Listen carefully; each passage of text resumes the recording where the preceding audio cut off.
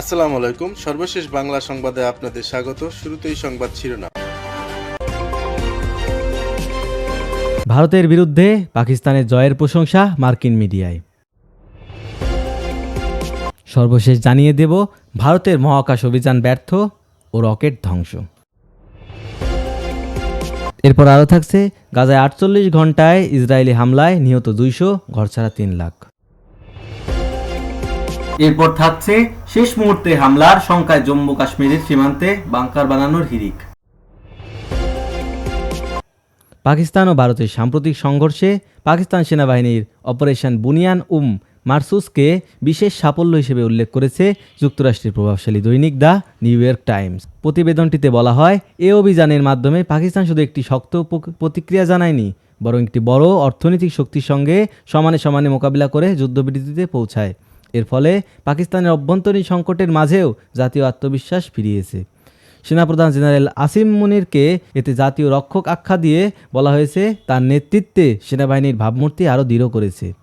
এছাড়া এই সাফল্যের পরে দেশের ভিতরে রাজনৈতিক দল ও সাধারণ মানুষের পক্ষ থেকে সেনাবাহিনীর প্রতি ব্যাপক সমর্থন প্রকাশ পেয়েছে। তা নিউ ইয়র্ক টাইমস মন্তব্য করেছে, এই অপারেশনে সেনাবাহিনীকে আবারও প্রতিষ্ঠিত করেছে একটি দৃঢ় ও নির্ভরযোগ্য জাতীয় প্রতিষ্ঠান রূপে। গত 48 ঘন্টায় ইসরায়েলি বাহিনীর হামলায় গাজার উত্তরে কমপক্ষে 200 ফিলিস্তিনি নিহত ও 3 লাখের বেশি মানুষ বাস্তুচ্যুত হয়েছে বলে জানিয়েছে গাজার সরকারি মিডিয়া অফিস। শনিবার এক বিবৃতিতে এসব তথ্য জানানো হয়। রোববার এ খবর দিয়েছে বার্তা সংস্থা আনাদোলু। বিবৃতিতে বলা হয়, ইসরায়েলে শুধু গত 2 দিনেই উত্তর গাজায় ব্যাপক হত্যাযজ্ঞ চালিয়েছে, যা এক ভয়াবহ গণহত্যার নমুনা। এ সময় 1000-এর বেশি বাড়ি পুরোপুরি বা আংশিক ধ্বংস হয়েছে। ইসরায়েলি ড্রোন হামলায় বাইত লাহিয়া ও জাবালিয়ার শরণার্থী শিবিরে শত শত তাঁবু পুড়ে গেছে। এছাড়া আহতদের উদ্ধারে অ্যাম্বুলেন্স ও সিভিল ডিফেন্স কর্মীদের বাধা দেওয়া হচ্ছে, যার ফলে বহু লাশ এখন ধ্বংসস্তূপে চাপা পড়ে আছে। এটি মানবাধিকার আইনের চরম লঙ্ঘন। গাজা শহরে আশ্রয়ের তীব্র সংকটে হাজারো মানুষ রাস্তায় বসবাস করছে।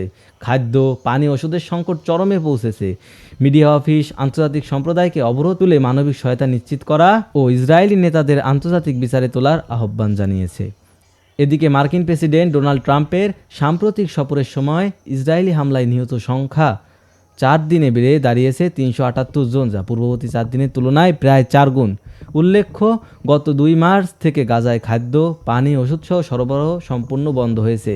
18 মার্চ যুদ্ধবিরতি ভেঙে আবার হামলা শুরু করেছে ইসরায়েল। অক্টোবর 2023 থেকে এ পর্যন্ত প্রাণ হারিয়েছেন 53,000-এর বেশি মানুষ। মহাকাশে EOS-9 কৃত্রিম উপগ্রহ পাঠানোর জন্য রোববার রকেট উৎক্ষেপণ করে ভারতের মহাকাশ গবেষণা সংস্থা ইসরো।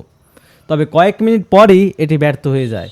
মাঝপথে গিয়ে রকেট থেকে ওই কৃত্রিম উপগ্রহটিকে মহাকাশে নামানো যায়নি।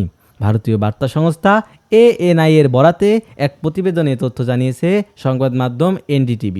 প্রতিবেদনে বলা হয়েছে, যান্ত্রিক গোলযোগের কারণে অভিযান মাঝপথে বাতিল করতে বাধ্য হয়েছেন ভারতের এই মহাকাশ সংস্থার কর্মকর্তারা। এদিকে মিশনের ব্যর্থতার পর মহাকাশে ধ্বংস করে দেওয়া হয়েছে রকেটটিকে। রোববার স্থানীয় সময় ভোর 5:59 অন্ধ্রপ্রদেশে শ্রীহরিকোটার সতীশ ধাওয়ান স্পেস সেন্টার থেকে EOS-9 দিয়ে রওনা দেয় PSLV C-61 মহাকাশযান। উৎক্ষেপণ সফল হলেও মিশনের 3য় ধাপে গিয়ে যান্ত্রিক গোলযোগ ধরা পড়ে, ফলে তা বাতিল করে দিতে বাধ্য হয় কর্মকর্তারা। এদিকে ইসরোর পক্ষ থেকে রকেটটিকে উৎক্ষেপণের সময় থেকে পুরো মিশনটি সরাসরি সম্প্রচারের ব্যবস্থা করা হয়। অভিযান ব্যর্থ হয়েছে বলে সেখানেই স্বীকার করে নেন সংস্থার প্রধান ভি নারায়ণ। পরে ইসরো সামাজিক যোগাযোগ মাধ্যম এক্সে এক পোস্টে জানায়, আজ 101তম মিশন শুরু করা হয়েছিল। PSLV C-61 দ্বিতীয় ধাপ পর্যন্ত স্বাভাবিক ছিল, কিন্তু তৃতীয় ধাপে একটি বিশেষ পর্যবেক্ষণের কারণে এই মিশন শেষ করা গেল না। যে কোনো মুহূর্তে আবারও হামলার শঙ্কায় ভারত নিয়ন্ত্রিত জম্মু কাশ্মীরে চলছে বাংকার বানানোর হিড়িক। বাড়ি বাড়ি নিজ উদ্যোগে নিরাপদ আশ্রয় তৈরি করছেন বাসিন্দারা। অন্যদিকে পাকিস্তান নিয়ন্ত্রিত আজাদ কাশ্মীরেও বাসিন্দাদের দিন কাটছে আতঙ্কে।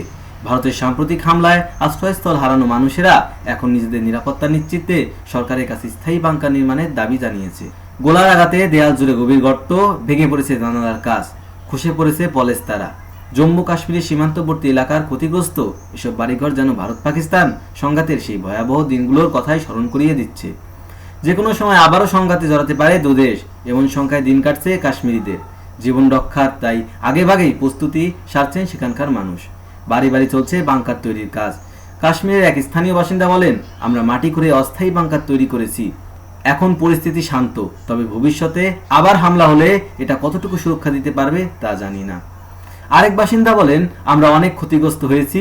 স্থানীয় পদ্ধতিতে তৈরি বাংকার কতটা নিরাপত্তা দেবে জানি না, তাই টেকসই নিরাপত্তা ব্যবস্থা প্রয়োজন আমাদের। একই দৃশ্য দেখা যায় পাকিস্তান নিয়ন্ত্রিত কাশ্মীরেও। নিয়ন্ত্রণ রেখার খুব কাছে অবস্থিত নিজের ক্ষতিগ্রস্ত বাড়িঘরে ফিরতে শুরু করেছেন বাসিন্দারা। অনেকেরই থাকার শেষ আশ্রয়টুকু হারিয়ে ঘুরে দাঁড়ানোর চেষ্টায় ব্যস্ত। স্থানীয়দের অভিযোগ, সংঘাতপূর্ণ এলাকা হলেও পর্যাপ্ত সুরক্ষা ব্যবস্থা নেই তাদের। ভবিষ্যৎ হামলা থেকে বাঁচতে সরকারের কাছে স্থায়ী বাংকারের দাবি তাদের। এদিকে শেষ হতে যাচ্ছে ভারত পাকিস্তান যুদ্ধবিরতি চুক্তির মেয়াদ। এখনও দুদেশের প্রশাসনের তরফ থেকে মেয়াদ বৃদ্ধির বিষয়ে কিছু জানানো হয়নি।